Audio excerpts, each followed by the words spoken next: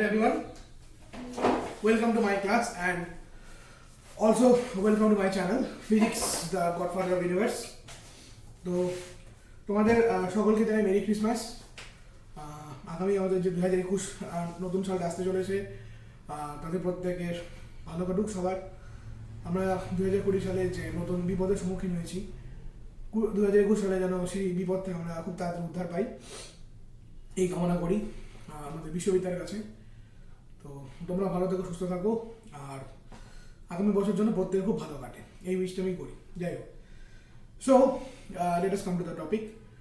তো আমরা ক্লাস 11-এ যে চ্যাপ্টারটা হচ্ছিল পাওয়ার হচ্ছিল, তো সেক্ষেত্রে আমরা অলরেডি ওয়ার্ক এনার্জি পাওয়ার যে চ্যাপ্টার, সেই ওয়ার্ক এনার্জি পাওয়ার চ্যাপ্টারটা শুরু করে দিয়েছি।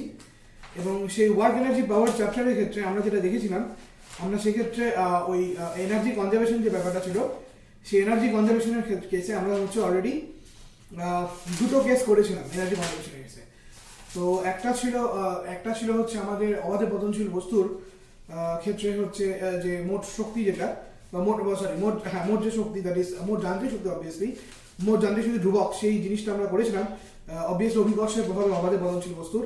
এবং আরেকটা হচ্ছে নততল বরাবর অভিকর্ষের প্রভাবে অবাধে পতনশীল কোনো বস্তুর ক্ষেত্রেও আমরা ওই মোট যান্ত্রিক শক্তি যে বিষয়টা, সেই বিষয়টা আমরা করেছিলাম। তো ওই ভিডিওতে আমি বলেছিলাম যে টোটাল 3টে অ্যাপ্লিকেশন করাবো। তো 3টে অ্যাপ্লিকেশনের মধ্যে তো তোমাদের 2টো অ্যাপ্লিকেশন হয়েছে, আর একটা অ্যাপ্লিকেশন বাকি, সেটা আমি এখন করিয়ে নিয়ে তারপর আমি তোমাদের যেটা করাবো সেটা হলো আমাদের একটা নিউ টপিক, দ্যাট ইজ সংঘর্ষ যে বিষয়টা, দ্যাট ইজ স্থিতিস্থাপক অস্থিতিস্থাপক সংঘর্ষ, সেই বিষয়টা নিয়ে আমি আজকে এখানে আলোচনা করবো। ওকে, তো স্থিতিস্থাপক অস্থিতিস্থাপক সংঘর্ষ নিয়েই আমি মেনলি আজকে আলোচনা করবো। তো আজকে স্থিতিস্থাপক করাবো, নেক্সট দিন আমরা যেটা করবো সেটা হচ্ছে অস্থিতিস্থাপক সংঘর্ষ। যাই হোক, তো বিষয়টা শুরু করার আগে আমরা আমাদের যে নিউ টপিক যেটা আজকে যেটা শুরু করবো, সেটা শুরু করার আগে আমি একটু রিক্যাপিচুলেট করে নিতে চাই যে what is the conservation of energy. তো কনজারভেশন এনার্জি তোমরা জানোই প্রত্যেকেই, যে সেটা হচ্ছে যে আমি যদি ছোটো করে বলা হয় তাহলে পরে টোটাল এনার্জি এটা, সেটা দ্যাট ইজ হচ্ছে কাইনেটিক এনার্জি আর পটেনশিয়াল এনার্জি, সেটা কিন্তু অলওয়েজ কনসার্ভ থাকে। এবং আমরা অলরেডি দুটো যে কেস, দ্যাট ইজ অবাধে পতনশীল বস্তুর ক্ষেত্রে আমরা দেখেছিলাম যে সেক্ষেত্রে 3টে আমরা পয়েন্ট নিয়েছিলাম, A point, B point, C point. একটা স্টার্টিং সময়, তো স্টার্টিং পয়েন্ট একটা নেওয়া হয়েছিল যেখানে হচ্ছে স্থির শক্তি ছিল, গতিশক্তি শূন্য। একটা মাঝামাঝি পজিশনে একটা পয়েন্ট ছিল যেখানে স্থির শক্তি, গতিশক্তি দুটোই বর্তমান ছিল। এবং আরেকটা ভূমি স্পর্শ করার ঠিক আগ মুহূর্তে যেখানে হচ্ছে গতিশক্তি ছিল বাট স্থির শক্তিটা 0 ছিল। তো এই 3টে কেস নিয়ে আমরা সেখানে অলরেডি আলোচনা করেছি। এবং তার পাশাপাশি আরেকটা যেটা হয় সেটা হলো যে আমরা নততল বরাবর অবাধে পতনশীল বস্তুর ক্ষেত্রে আমরা 3টে পয়েন্ট দিই, A point, B point, C point, starting point. এবং যে স্টার্টিং পয়েন্টে শুধুমাত্র কি ছিল, শুধুমাত্র পটেনশিয়াল এনার্জি ছিল। নততলের হাইট যেটা, সেটাই পটেনশিয়াল এনার্জির হাইটটাকে অবভিয়াসলি রিপ্রেজেন্ট করে। কারণ সাপোজ যদি নততলটা সেই মোমেন্টে সরিয়ে দিই তাহলে পরে ও এই হাইট বরাবর নিচের দিকে পড়বে। তো সেক্ষেত্রে আমরা দেখেছিলাম কোনো রকম কাইনেটিক এনার্জি ছিল না, দ্যাট ইজ টোটাল এনার্জি যেটা, সেটা কনজার্ভ ছিল। অ্যান্ড সেকেন্ডলি আমরা যেটা দেখেছিলাম সেটা হলো যে মাঝখানের যে পয়েন্টটা, দ্যাট ইজ বি পয়েন্ট যেটা ছিল, মানে নততলে গড়িয়ে পড়ার অবস্থায়, that is most complicated point, B আর সি পয়েন্টটা। যেমন আগের কেসে বি পয়েন্টটা একটু অন্যরকম ইম্পর্টেন্ট বা ইন্টারেস্টিং পয়েন্ট ছিল, তো এই ক্ষেত্রে বি সি দুটো পয়েন্টই খুব ইন্টারেস্টিং। তো সেখানে আমরা হাইট মেজার করে ঠরে নিয়ে দেখেছিলাম যেখানে পটেনশিয়াল কাইনেটিক দুটোই আছে। এবং এখানে হচ্ছে আমাদের যে গ্র্যাভিটেশনাল অ্যাক্সিলারেশন, সে দুটো কম্পোনেন্টে ভাগ হয়, একটা সাইন একটা কস। তো সাইন কম্পোনেন্টটা মেনলি কাজ করে এবং তার ওয়েটও ডেফিনেটলি কম্পোনেন্টে বিভক্ত হয়েছে। তো সেই অনুযায়ী আমরা করেছিলাম। এবং সি পয়েন্ট যেটা, দ্যাট ইজ মাটি টাচ করার ঠিক আগের যে পয়েন্টটা, সেই পয়েন্টের কেসে আমরা দেখি এবং দেখে নিয়ে আমরা সেখানে ক্যালকুলেশন করি। তো এবং সেক্ষেত্রে আমরা দেখেছিলাম যে এই 3টে কেসেই বা 3টে পয়েন্টে আমরা দেখেছিলাম যে এনার্জি যেটা, সেই এনার্জিটা কিন্তু কমপ্লিটলি কনসার্ভ। ফাইন, নাও এবার আমরা যেটা দেখবো সেটা থার্ড কেস যেটা, সেটা হচ্ছে একটি হাইড্রোজেন গ্যাসপূর্ণ বেলুন যখন ওপরে উঠতে থাকে তখন সেক্ষেত্রে এনার্জিটা কনজার্ভ থাকে কিনা, এটা আমরা দেখবো। তো এটা কিন্তু একটু একেবারে অন্যরকম জিনিস। এতক্ষণ আমরা যেটা দেখেছিলাম সেটা হচ্ছে ওপর থেকে নিচে পড়া গ্যাস, সেটা অবাধে পতনশীল গ্যাস। বাট এখানে আমরা যেটা দেখবো নিচ থেকে ওপরে ওঠা গ্যাস, দ্যাট ইজ একটা হাইড্রোজেন গ্যাসপূর্ণ বেলুন, সে যখন ওপরে ওঠে তখন সেই ক্ষেত্রে এনার্জিটা কনজার্ভ থাকে কিনা, তো সেটাই এখন আমাদের আলোচনার মুখ্য বিষয়। সো আর দেরি না করে আমরা এখন আজকে আমাদের ফার্স্ট ভিডিও যেটা, আমাদের সেই ফার্স্ট ভিডিও নিয়ে শুরু করি। So let's start. ওকে,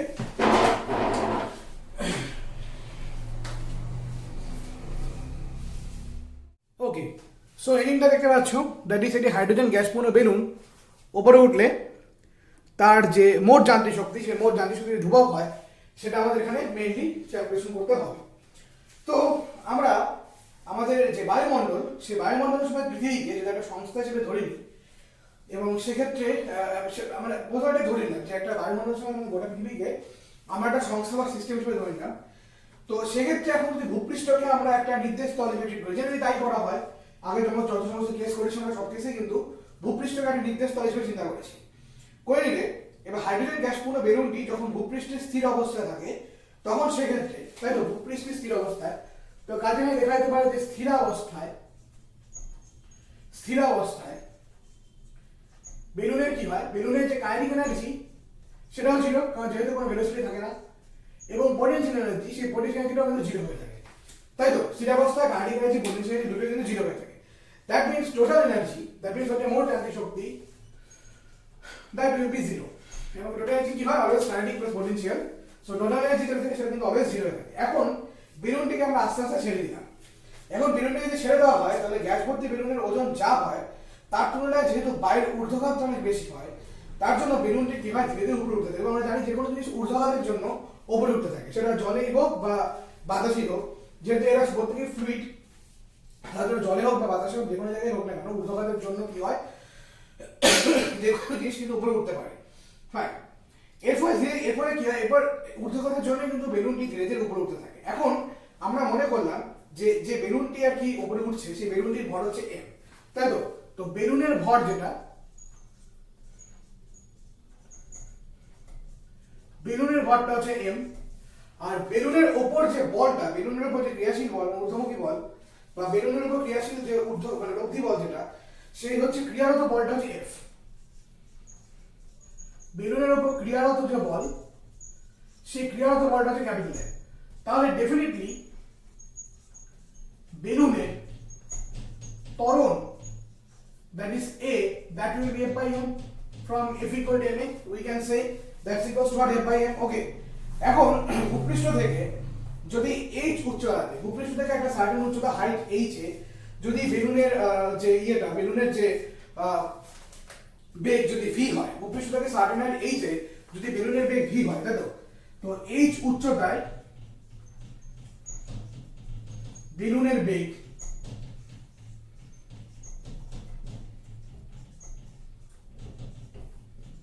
যদি v হয়, সাপোজ ক্যাপিটাল v ধরলাম আমি, এই উচ্চতায় বেলুনের বেগ যদি ক্যাপিটাল v হয়, তাহলে সেক্ষেত্রে আমরা এখানে আমরা যেটা জানি সেটা হচ্ছে that is v square equals to u square, আচ্ছা এখানে করি যেটা, that is v square equals to what, u square plus 2as। এবার ইনিশিয়ালি যেহেতু বেলুনটার কোনো রকম ভেলোসিটি ছিল না, দ্যাটস ওয়াই ইনিশিয়াল ভেলোসিটি 0, আর ফাইনাল ভেলোসিটি v এর থেকে capital v square plus 2 into a, এর জায়গায় কি বসাচ্ছি মানে f by m into s, s এর জায়গায় আমরা যেটা বসাবো সেটা হচ্ছে h, s এর জায়গায় আমরা যেটা বসাবো সেটা হচ্ছে h, তাই তো। s এর জায়গায় কি বসবে আমাদের, s এর জায়গায় বসবে h মানে হাইটটা। তো কাজেই v স্কয়ার যেটা দাঁড়াচ্ছে that is what 2 fh by m, so এটা হচ্ছে v স্কয়ার মানে ভেলোসিটি, v স্কয়ার ভেলোসিটিটা এটা পেলাম। ওকে, সো জেনারেলি বেলুনের যে কাইনেটিক এনার্জি, দ্যাট ইজ গতি শক্তি, সেটা হবে কত, half m v square, that is half m v square মানে কত, 2 fh by m, 2 cancel, mm cancel. So obviously বেলুনের যে কাইনেটিক এনার্জিটা থাকছে সেটা কত হবে, বেলুনের কাইনেটিক এনার্জি হবে fh। তো অবভিয়াসলি বেলুনের যে কাইনেটিক এনার্জি, সেই কাইনেটিক এনার্জি কত হচ্ছে, সেই বেলুনের কাইনেটিক এনার্জি হচ্ছে আমাদের fh। ফাইন। এখন আমরা জানি যখন কোনো বস্তু, তাহলে এইখানে দেখানো হবে কাইনেটিক এনার্জি, তাহলে ফাইনালি কত পেলাম, fh পেলাম। আচ্ছা বুঝতে পারলেন, বেলুনের ভর ধরে নিলাম, প্রেরিত বল f, বেলুনের ত্বরণ a, এবং সেখান থেকে ভেলোসিটি হচ্ছে v square 2fh by m, that's why kinetic energy এটা হচ্ছে fh। এখন আমরা জানি যখন কোনো বস্তু অভিকর্ষ বলের প্রভাবে নিচের দিকে পড়ে তখন যে কৃতকার্য, সেই কৃতকার্যটা ধনাত্মক হয় স্বাভাবিকভাবে। অভিকর্ষের প্রভাবে কোনো বস্তু যখন নিচের দিকে পড়তে থাকে তখন সেই ক্ষেত্রে যে কৃতকার্য, সেই কৃতকার্যটা ডেফিনেটলি যেটা হয় সেটা হচ্ছে ধনাত্মক হবে, এটা আমরা জানি। কিন্তু ঘটনা চক্রে এখানে বেলুনটি কি হচ্ছে, বেলুনটি কিন্তু নিচের দিকে না গিয়ে উপর দিকে যাচ্ছে, ঠিক আছে তো। এবং সেক্ষেত্রে কোন বলের প্রভাবে, গড় লব্ধমুখী বল f এর প্রভাবে বেলুনটি কিন্তু কি হয়, নিচ থেকে উপর দিকে ওঠে।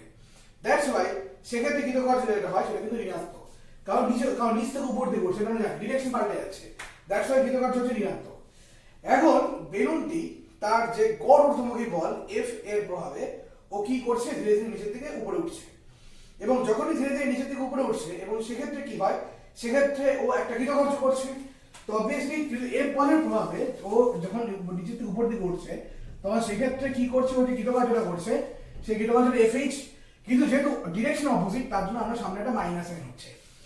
এবার এই কৃতকার্য করতে গিয়ে ওর মধ্যে একটা এনার্জি স্টোর হচ্ছে, এবং আমরা এটা খুব ভালোভাবে জানি যে সবসময় কি হয়, পোটেনশিয়াল এনার্জি থাকে, সেই পোটেনশিয়াল এনার্জিটা কি হয়, অলওয়েজ ওয়ার্ক ডান, এখানে যে ওয়ার্ক ডানটা হচ্ছে, যে ওয়ার্ক এনার্জি যেহেতু সেম, তো সেক্ষেত্রে ওয়ার্ক ডান যেটা হচ্ছে সেটা কিন্তু একটা পোটেনশিয়াল এনার্জিতে এখানে তৈরি কনভার্ট হচ্ছে। সো দ্যাটস ওয়াই এখানে ওয়ার্ক ডানটা যেটা হবে, that is present by potential energy which is minus Fh. So what will be the total energy? So the total energy that will be minus Fh minus kinetic energy plus of minus Fh, that is what, that is 0. তো total energy সেক্ষেত্রে কি হয়ে গেল, total energy কিন্তু সেক্ষেত্রে আমাদের 0 হয়ে গেল। তো টোটাল এনার্জি সেক্ষেত্রে কি হয়ে গেল, টোটাল এনার্জি কিন্তু সেক্ষেত্রে আমাদের 0 হয়ে গেল। দ্যাট মিনস এখান থেকে এটুকু বলতে পারা যায় ইনিশিয়াল কেসে, মানে কোথায় ইনিশিয়ালি মানে আমরা শুরুতে দেখেছিলাম যে এই যে টোটাল এনার্জি সেটা কি ছিল, 0 ছিল, আবার এখানেও কিন্তু এখানে টোটাল এনার্জিটা কি হলো, 0 হয়ে গেল। দ্যাট মিনস এখানে এনার্জিটা কি হয়ে গেল, এখানে এনার্জিটা কিন্তু কনজার্ভ হয়ে গেল, তাই না? That is energy is conserve. তাহলে কনজারভেশন প্রিন্সিপাল এখানে কিন্তু ভায়োলেশন হলো না, মেনে চললো।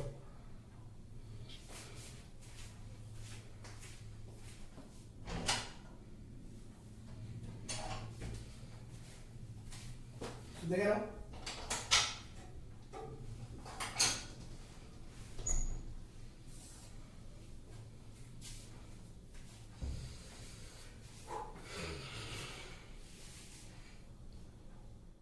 ওকে। সো স্থিতিস্থাপক ও অস্থিতিস্থাপক সংঘর্ষ, that is elastic and inelastic collision. তো প্রথমে আমরা আসি হচ্ছে হোয়াট ইজ ইলাস্টিক কলিশন। তো ইলাস্টিক কলিশন বা স্থিতিস্থাপক সংঘর্ষ বলেছে যে এক্ষেত্রে total energy and momentum is conserve. আমরা জানি এনার্জি এবং মোমেন্টাম এই দুটো কোয়ান্টিটি কিন্তু কি হতে পারে, কনজার্ভ হতে পারে, তাই তো? দুটো কোয়ান্টিটি কনজার্ভ হয়ে যায়। বাট ফর ইলাস্টিক কলিশনের ক্ষেত্রে যেটা হয় সেটা হচ্ছে টোটাল এনার্জি এবং মোমেন্টাম দুটোই কনজার্ভ থাকে, মানে হচ্ছে মোট যান্ত্রিক শক্তি এবং ভরবেগ যেটা, সেটা দুটোই কিন্তু সংরক্ষিত থাকে। অর্থাৎ তুমি এরকম বলতে পারো যে সংঘর্ষে টোটাল এনার্জি মানে মোট আমাদের যান্ত্রিক শক্তি এবং মোট ভরবেগ যেটা, মোট ভরবেগ বলবো, শুধু ভরবেগ, সেটা যেখানে কি থাকে সেটা হচ্ছে আমাদের ধ্রুবক থাকে। সরি টোটাল এনার্জি হবে না,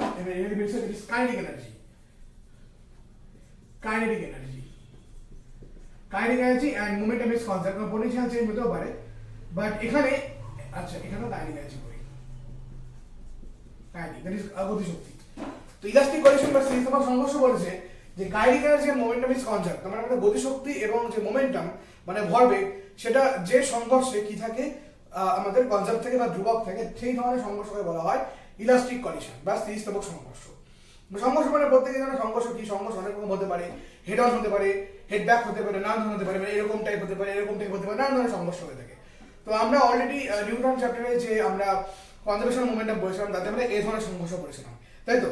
তো এখানেও ঠিক তাই পড়বো আমরা। তো সেক্ষেত্রে যেটা হয়েছে বলা হয়েছে সেই ইলাস্টিক কলিশনের ক্ষেত্রে যে কলিশনে কি হয়, যে কলিশনে আমাদের হচ্ছে কাইনেটিক এনার্জি এবং মোমেন্টাম দুটো কোয়ান্টিটি কি থাকে, কনজার্ভ থাকে, সেই যে কলিশনটা, সেই কলিশনকে বলা হয়ে থাকে আমাদের ইলাস্টিক কলিশন বা স্থিতিস্থাপক সংঘর্ষ। এবার ইনইলাস্টিক কলিশন বা অস্থিতিস্থাপক সংঘর্ষটা কি? তো এখানে একজন কনজার্ভ থাকে, একজন কনজার্ভ থাকে না, মানে মোমেন্টামটা এখানে কনজার্ভ হয়েছে।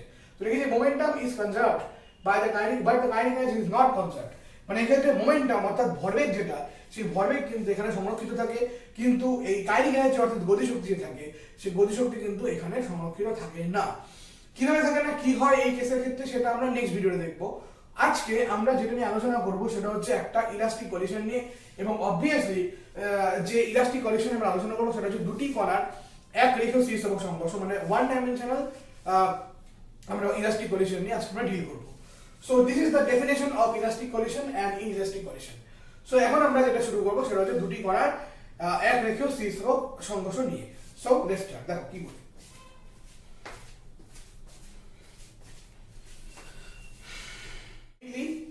যে টপিক নিয়ে আলোচনা করবো এখানে, that is elastic collision of two particles, obviously one dimensional. তার মানে দুটি পার্টিকেলের একরেখীয় স্থিতিস্থাপক সংঘর্ষণে আলোচনা করব। তো এখানে তোমরা দুটো ছবি দেখতে পাচ্ছ, সেটা হচ্ছে এখানে বিফোর কলিশন আফটার কলিশন, মানে দুটো পার্টিকেল যাচ্ছিল U1 এবং U2 বেগ নিয়ে। এক নম্বর পার্টিকেলটা U1 বেগ নিয়ে আসছিল এবং 2 নম্বর পার্টিকেলটা U2 বেগ নিয়ে আসছিল, এবং একটা সার্টেন কলিশনের পরে একটা সার্টেন টাইমে, এটা হচ্ছে before collision, but after collision এবার কোনো একটা জায়গাতে কলিশন হয়েছিল। ঠিক ছবিটা তোমরা ওই মোমেন্টাম কনজারভেশনের মতো। সো সেই কলিশন টাইমিং এর পরে আরেকটা জায়গা যেটা হচ্ছে আফটার কলিশন, সেখানে কি হয়, সেখানে একজনের ভেলোসিটি পাল্টে হয় v1 এবং অপরজনের ভেলোসিটি পাল্টে হয়ে যায় v2, তাই তো? সো এটা হচ্ছে আফটার কলিশন কেস। তো একজনের ভেলোসিটি পাল্টে হয় v1 এবং আরেকজনের যে ভেলোসিটি সেটা পাল্টে হয়ে যায় কি, সেটা পাল্টে হয়ে যায় v2। এখন আমরা মনে করলাম ফার্স্ট যে পার্টিকেলটা, সেই ফার্স্ট পার্টিকেলের মাসটা হচ্ছে m1, ওকে, মাস তো কোনো চেঞ্জ হয় না, সরি এটা m1 হবে m1, এবং সেকেন্ড পার্টিকেলের যে মাসটা সেটা হচ্ছে m2, সেকেন্ড পার্টিকেলের যে মাসটা সেটা হচ্ছে m2, এটা আমরা ট্রিট করে দিলাম। এবং আমরা মনে করলাম ইনিশিয়ালি, এবং দুটোই যেহেতু সেম ডাইরেকশনে গতিশীল, but initially before collision u1 which is greater than u2, u1 যেটা সেটা হচ্ছে greater than u2, কারণ অবভিয়াসলি u1 u2 থেকে বেশি না হয় তাহলে পরে কিন্তু কলিশনটা কখনোই হবে না। লাইক ওই হাইওয়েতে দুটো বাস ওভারটেকের মতো, মানে ধরো ইন্ডাস্ট্রি স্টেট বাস আর আমাদের নর্মাল যে পাবলিক বাসের মধ্যে অনেক সময় ধরো হাইওয়েতে রেস হয়। তো সেক্ষেত্রে কি হয়, সেক্ষেত্রে এমবিএসটিসি কে আমাদের নর্মাল পাবলিক বাস ওভারটেক করার চেষ্টা করে, আবার এমবিএসটিসিও পাবলিক ওভারটেক করার চেষ্টা করে। তো সেক্ষেত্রে ওভারটেক করতে গিয়ে সাপোজ যদি কোনো কারণবশত যদি উল্টো পাল্টা হয়ে যায়, তাহলে সেক্ষেত্রে কি হয়, তাহলে কিন্তু সেক্ষেত্রে একটা বাসকে আরেকটা বাস কিন্তু পেছন থেকে ঠুকে দেবে। তো ঠিক সে ব্যাপারটা হয়েছে। তো এবার একজন পেছন থেকে কাউকে ঢুকতে গেলে পরে অবভিয়াসলি বাসের ক্ষেত্রে পেছন থেকে ঢুকতে গেলে পরে কি হবে, যে ঠুকবে পেছন থেকে, তো তার ভেলোসিটি কিন্তু অবভিয়াসলি বেশি হওয়া দরকার। তো সেক্ষেত্রে ঠিক তাই হয়েছে। তো এক্ষেত্রে অবভিয়াসলি যেটা হয়েছে সেটা u1 greater than u2। তো যেহেতু u1 greater than u2 হয়েছে, তার জন্য কি, তার জন্য কিন্তু এখানে আমাদের এই কিন্তু একে পেছন থেকে ধাক্কা মেরে দিল, এবং ধাক্কা মারার ফলে দুজনের ভেলোসিটি পাল্টে গেল, এবং পাল্টে গিয়ে ফার্স্ট যে পার্টিকেলটা m1 মাসের যে পার্টিকেলটা, m1 মাসের পার্টিকেলে চলে হয়েছে v1 ভেলোসিটি নিয়ে, এবং m2 মাসের যে পার্টিকেলটা সেটা কিন্তু চললো v2 ভেলোসিটি নিয়ে। না, এখন আমরা যদি কনজারভেশন প্রিন্সিপাল ইউজ করি, so from the conservation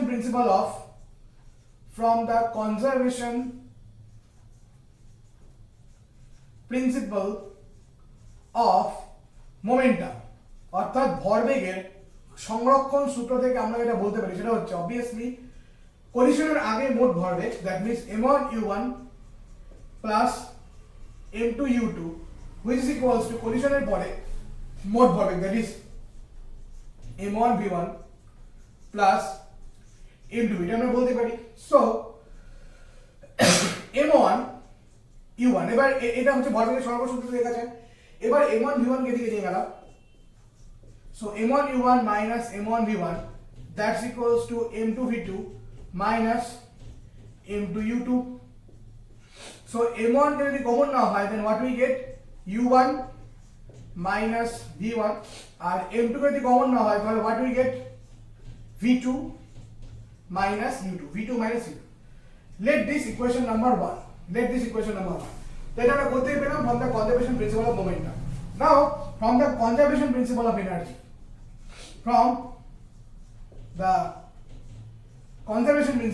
kinetic energy obviously,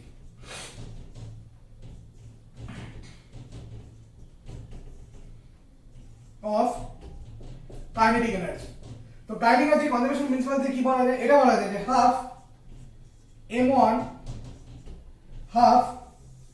m1 u1 square plus half m2 u2 square equals to half m1 v1 square plus half m2 v2 square, এটা কিন্তু বলা যেতে পারে। so half m1 u1 square plus half m2 u2 square equals to half m1 v1 square plus half m2 u2 square। এখন both সাইডে যদি half গুণ গুড়িয়ে দিই, ওড়ানোর পরে যদি m1 v1 square কে দিকে নিয়ে আসি, then what we get, that is m1 u1 square minus m1 v1 square equals to m2 v2 square minus m2 u2 square, okay, m2 u2 square। now let us take common m1, so what we get, u1 square minus v1 square, m2 common নিলে হবে v2 square minus u2 square। let this equation number 2 let this equation number 2 এটা হচ্ছে আমাদের 2 নম্বর equation তাহলে যেটা আমাদের করতে হবে 2 নং সমীকরণকে আমরা 1 নং সমীকরণ দিয়ে ভাগ করে দেব কি করব ভালো করে খেয়াল করো 2 নং সমীকরণকে আমরা 1 নং সমীকরণে ভাগ করে দেব যদি ভাগ করে দিলে পরে m1 টা ক্যান্সেল হয়ে যাচ্ছে আর এদিক থেকে m2 টা ক্যান্সেল হয়ে যাচ্ছে then what will get u1 square minus v1 square by u1 minus v1 equals to v2 square minus u2 square by v2 minus u2 এবার this is a square minus b square, this is a square minus b square. Okay, then what we get, this is a plus b into a minus b, that is u1 plus v1 into u1 minus v1, এখানে v2 plus u2 into v2 minus u2 খেয়াল করো তো মাইনাসের টার্মগুলো cancel হয়ে যাচ্ছে পড়তে হবে প্লাসের টার্মগুলো that is what u1 plus v1 that's equals to v2 plus u2 এই প্লাসের টার্মগুলো শুধু পড়ে থাকছে আর কিছু পড়ে থাকবে না now what we get from here that is v2 that's equals to u1 plus v1 minus u2 suppose এটা হচ্ছে ইকুয়েশন নাম্বার 3 suppose এটা হচ্ছে আমাদের ইকুয়েশন নাম্বার 3 এটা আমাদের কাজে লাগবে this is v2 that is what that is হচ্ছে u1 plus v1 minus u2 so this is equation number 3 okay fine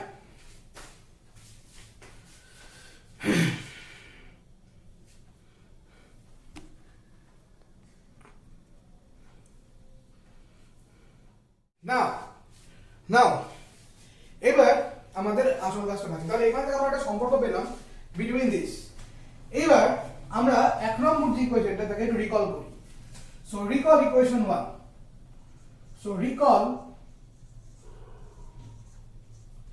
equation 1 what is equation 1 this is equation 1 so a equation recall করা হয় then what we get this is m1 into u1 minus v1 that's equals to m2 into এই যে v2 দেখতে পাচ্ছ v2 এর জায়গায় আমরা এই ভ্যালুটা বসিয়ে দেব তাহলে v2 জায়গায় যদি ভ্যালুটা বসাই that is v2 জায়গায় যদি ভ্যালুটা বসানো হয় then what we get u1 plus v1 minus u2 minus u2 again মানে v2 এর জায়গায় আমরা ভ্যালুটা বসাচ্ছি u1 plus v1 minus u2 আর minus u2 টা অলরেডি ছিল then what we get that is m1 into u1 minus v1 equals to m2 into u1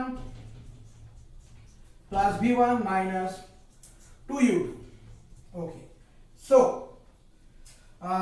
now so m1 u1 minus m1 v1 that is minus equal to m2 u1 plus m2 v1 minus 2 m2 u2 minus 2 m2 u2 okay so minus 2 m2 u2 now what do we get okay m1 u1 fine m2 v1 okay, minus 2 m2 u2 now okay oh sorry this may be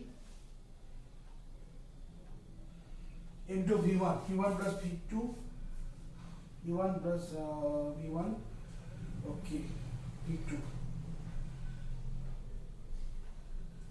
fine okay fine now okay m1 u1 m1 u1 minus m2 u1 that's equals to m1 v1 plus m2 v1 minus 2 m2 u2 minus 2 m2 u2 okay minus 2 m2 u2 fine so m1 minus m2 into u1 plus 2 m2 u2 that's equals to এখানে v1 common নিলে কি পড়ে থাকবে m1 plus m2 into v1 so v1 that's equals to v1 কে বাদ দিয়ে নিয়ে যাই যে ফ্যাক্টরটা কি হবে বোথ সাইডে ভাগ হয়ে যাচ্ছে then what we get m1 minus m2 by m1 plus m2 into u1 plus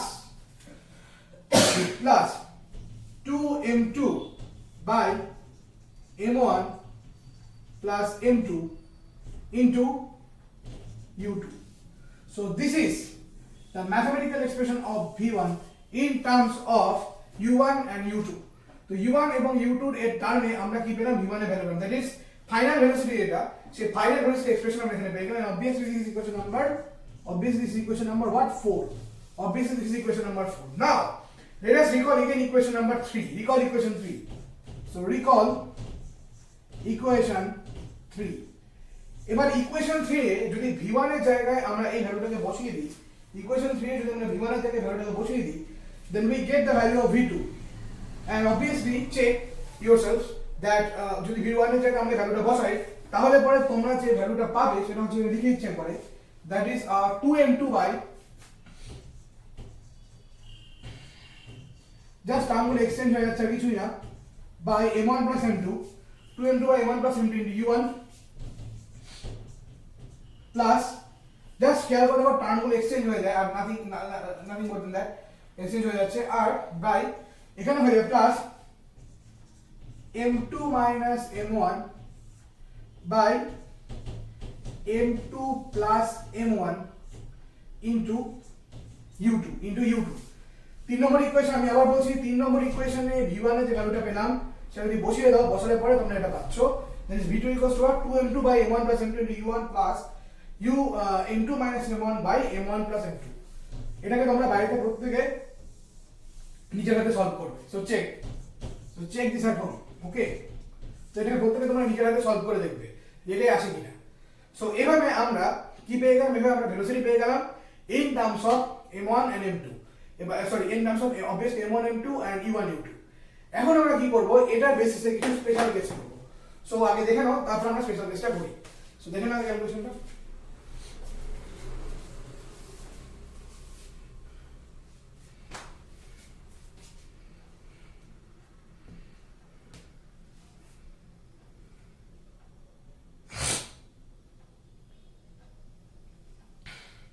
তোমরা ভালোভাবে লাস্টের ইকুয়েশন ধরে দেখো, মানে আমরা this equation number 4 then obviously equation 5। So এই দুটো ইকুয়েশনগুলো ভালো করে তোমরা দেখো বোর্ডে বা নিজের খাতায় দেখো। তো স্পেশাল কেস নাম্বার 1 আমরা যখন দেখব, যখন কণাদ্বয়ের ভর সমান, অর্থাৎ যখন m1 equals to m2, when m1 equals to m2, এবং যদি দুটো ভরই সমান হয় তাহলে সেক্ষেত্রে আমরা v1 এর যে ভ্যালুটা পাবো সেটা কি হবে, সাপোজ এখানে m1 এর m2 বসাই তাহলে এটা টোটাল আমরা 0, আমরা এখানে কোনো কন্ট্রিবিউশন পাচ্ছি না। আর এখানে কোন একটা ভ্যালু বসাই, সাপোজ যদি আমি m1 এর m2 বসাই তাহলে এটা হচ্ছে 2m2, তাহলে 2m2 will cancel, then v1 will be what, that is v1 will be u2, and v2 that will be what, v2 that will be, এখানেও আমরা সেকেন্ড টার্মতে কিছু পাবো না কারণ m1 m2 সেম, তো এখান থেকে আমরা পাচ্ছি v2 equals to u1। অর্থাৎ এর থেকে যে কনক্লুশন আমরা আসতে পারি সেটা হচ্ছে ভেলোসিটিটা এক্সচেঞ্জ হয়ে যাচ্ছে, যে ফাইনাল ভেলোসিটি এটা, সেই ফাইনাল ভেলোসিটি এক্সচেঞ্জ হয়ে যাচ্ছে। কিরকম এক্সচেঞ্জটা হচ্ছে, ফার্স্ট পার্টিকেলের যে ফাইনাল ভেলোসিটি সেটা সেকেন্ড পার্টিকেলের ইনিশিয়াল ভেলোসিটি সমান হয়ে যাচ্ছে, আর সেকেন্ড পার্টিকেলের ফাইনাল ভেলোসিটি ফার্স্ট পার্টিকেলের ইনিশিয়াল ভেলোসিটি সমান হয়ে যাচ্ছে। তো গোটা বিষয়টা কিন্তু এখানে একটা এক্সচেঞ্জ এর মধ্যে চলে আসছে।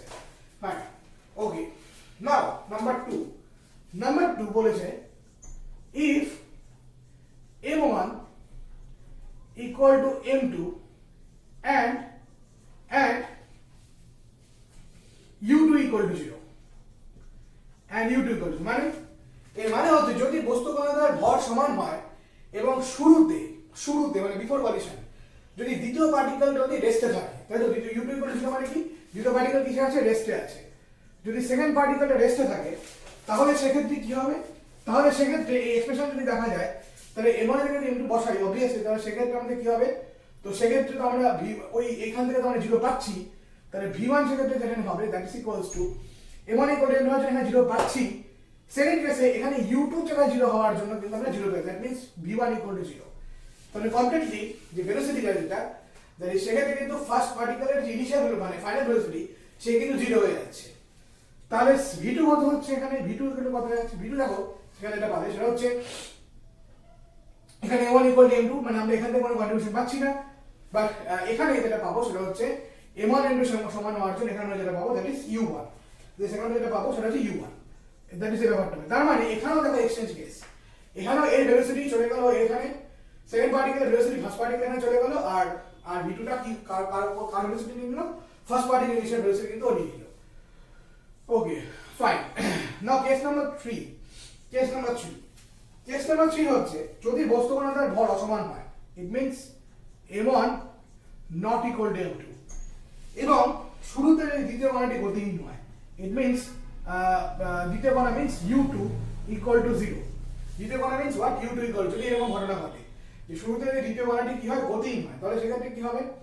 আচ্ছা, then v1 will be what, then v1 will be u2 এর এক্সপ্রেশন, মানে আমরা এখানে কিছু পাচ্ছি না, তাহলে কি হবে এখানে আমরা, that is m1 minus m2 by m1 plus m2 into u1, আর v2 কি পাবো, v2 ইকুয়াল টু পাবো, যেহেতু m1 not equal to m2, মানে আমরা তার মানে আমরা এখান থেকে, আর এখানে u1 u2 টা হচ্ছে 0, তার মানে আমরা এখান থেকে কিছু পাচ্ছি না, কোনো কন্ট্রিবিউশন এখান থেকে কোনো কন্ট্রিবিউশন আমরা এই সেকেন্ড টার্ম থেকে পাচ্ছি না, তাহলে যা পাচ্ছি সেটা হচ্ছে ফার্স্ট টার্ম থেকে, it means what, that is 2 m2 by m1 plus m2 into again u1 into u1, দেখো তাহলে এই টার্মটা আমরা পাচ্ছি।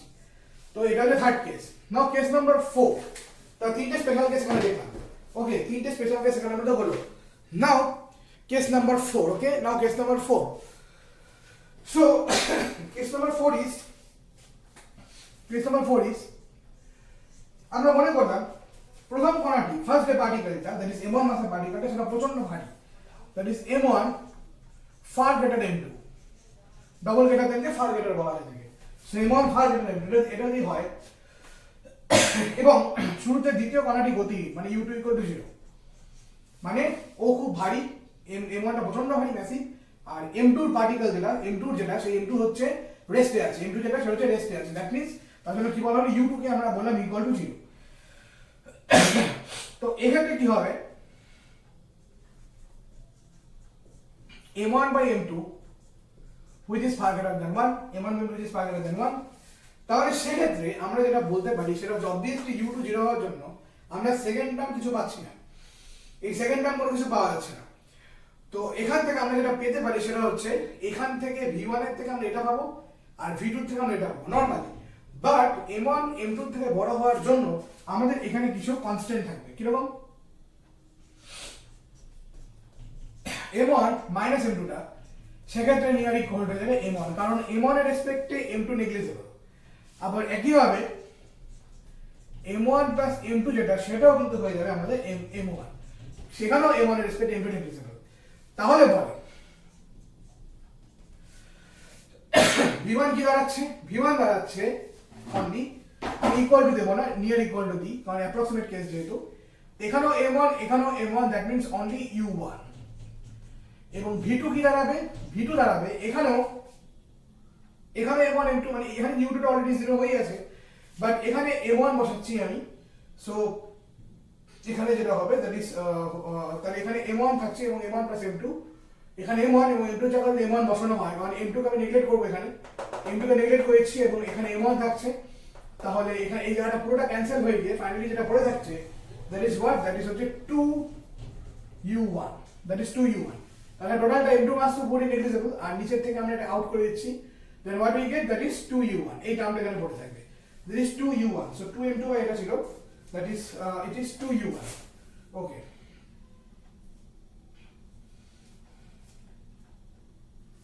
সরি একটুখানি গন্ডগোল আছে এখানে, এটা না m1 হবে, ক্যালকুলেশন করলে মানে এটা m1 পাবে, তার জন্য বলছি হিসাবে একটু গন্ডগোল আসছে, m1 হবে এখানে, তোমরা এটা বাইরে চেক করে দেখবে, m1 হবে এখানে। সো দ্যাটস ওয়াই এখানে m1 এখানে তাই বলছি না, হিসাব মিলে না, m2 কে যদি বাদ দিয়ে দিই তাহলে এটা m1 পড়ে থাকবে, তাহলে এই m1 a1 ক্যান্সেল হয়ে গিয়ে, হ্যাঁ, তাহলে ফাইনালি আমরা কি পাবো, that is v2 equals to what, 2u1। এখানে m1 হবে, not m2, here it is m1। Okay fine, this case number 4। Now our last case, that is case number 5, that is case number 5।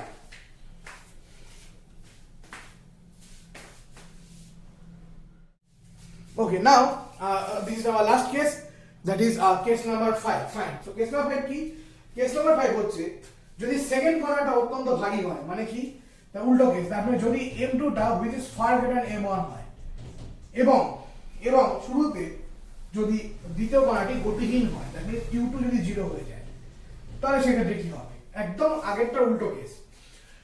তো সেক্ষেত্রে obviously m2 by m1 which is part 1 এবং এক্ষেত্রেও কিছু শর্ত সাপেক্ষ জিনিস থাকবে। সেই শর্ত সাপেক্ষ জিনিসটা কি, সেক্ষেত্রে হচ্ছে আমরা এখানে এই m1 মাইনাস m2 টাকে আমরা বলবো কি, m1 প্লাস m2 কে আমরা বলবো m1 প্লাস m2 কে আমরা বলবো nearly equals to m2, but m1 minus m2 কে আমরা বলবো nearly equal to minus m2।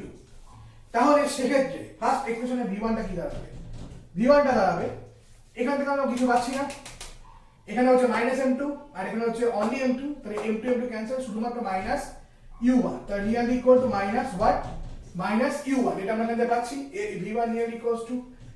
এবং এবং দ্বিতীয় কেসে এটা হবে, সেক্ষেত্রে আমরা u2 টা যেহেতু 0, আমরা এখান থেকে কোনো কন্ট্রিবিউশন পাচ্ছি না, এবং এখানে কি পাবো, এখানে হচ্ছে আমাদের m2 রেসপেক্ট n1 নেগলিজেবল, তো এখানে শুধু m2 হবে।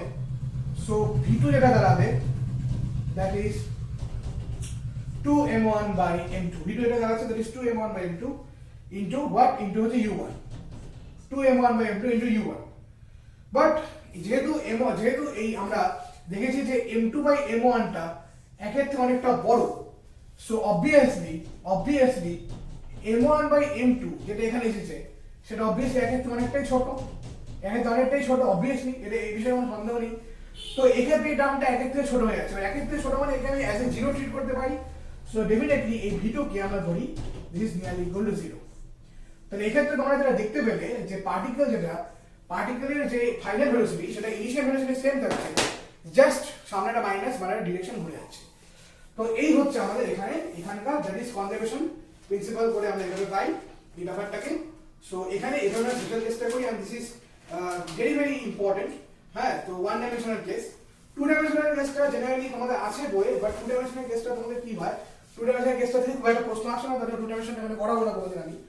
তো টু ডাইমেনশনাল সাথে তোমাদের দেখা হবে একবারে নেক্সট ইয়ার, যখন আমি তোমাদেরকে ক্লাস 2 কম্পটন এফেক্ট বলে একটা জিনিস করাবো কোয়ান্টাম মেকানিক্সে। কোয়ান্টাম মেকানিক্সে কম্পটন এফেক্ট যখন করাবো তখন তোমাদের টু ডাইমেনশনের সাথে আলাপ হবে, কি করা হয় সেটা বুঝতে পারবে। তো এমনি ইজি টু ডাইমেনশন অ্যাঙ্গেলের বিষয় থাকে এবং একটা কম্পোনেন্ট থাকে, তো তোমরা চাইলে বাড়িতে পড়তে পারো, বাট তোমাদের বইয়ে টোটাল ক্যালকুলেশনটা করে দেওয়া নেই, তো তার জন্য একটু মানে কনফিউশন একটা ব্যাপার থাকে। তো যাই হোক, ওয়ান ডাইমেনশনটা করো, তারপর ওয়ান ডাইমেনশনটা দেখার পর তারপরে যদি সব ক্লিয়ার থাকে তারপর তোমরা টু ডাইমেনশনে দেখলেও দেখতে পারো। সো একবার ক্যালকুলেশনটা একজন দেখে নাও, ওকে ফাইন।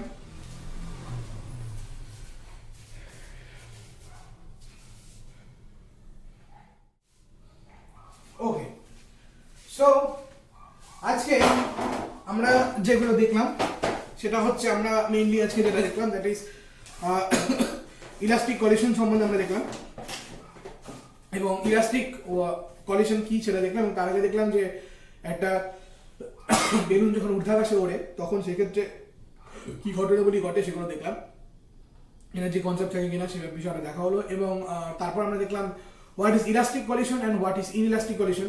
তো ইলাস্টিক কলিশন সম্বন্ধে দেখা হলো এখানে আমাদের, এবং তারপর আমরা যেটা করা হলো সেটা হলো আমাদের এই একটা ওয়ান ডাইমেনশনাল কেসে আমরা ইলাস্টিক কলিশন নিয়ে আমরা এখানে ডিসকাস করলাম। তো নেক্সট দিন আমরা যেটা করবো সেটা হচ্ছে ইনইলাস্টিক কলিশনে ডিসকাস করবো। তো ফার্স্টে আমরা দেখবো হোয়াট ইজ ইনইলাস্টিক কলিশন, এবং তোমাকে দেখতে পারে যে ইনইলাস্টিক কলিশনের ডেফিনেশন লিখে দিয়েছিলাম, সেখানে হচ্ছে মোমেন্টাম কনসেপ্ট থাকে বাট কাইনেটিক কনসেপ্ট থাকে না, কেন থাকে না, কিভাবে থাকে না, তার সমস্ত উত্তর আমরা নেক্সট দিন অর্থাৎ নেক্সট ভিডিওতে আমরা সেক্ষেত্রে জেনে যাবো। তো তোমাদের সাথে আবার দেখা হচ্ছে আমার নেক্সট ভিডিওতে উইথ ইনইলাস্টিক কলিশন। সো আবার merry Christmas, good night, stay safe and happy, by.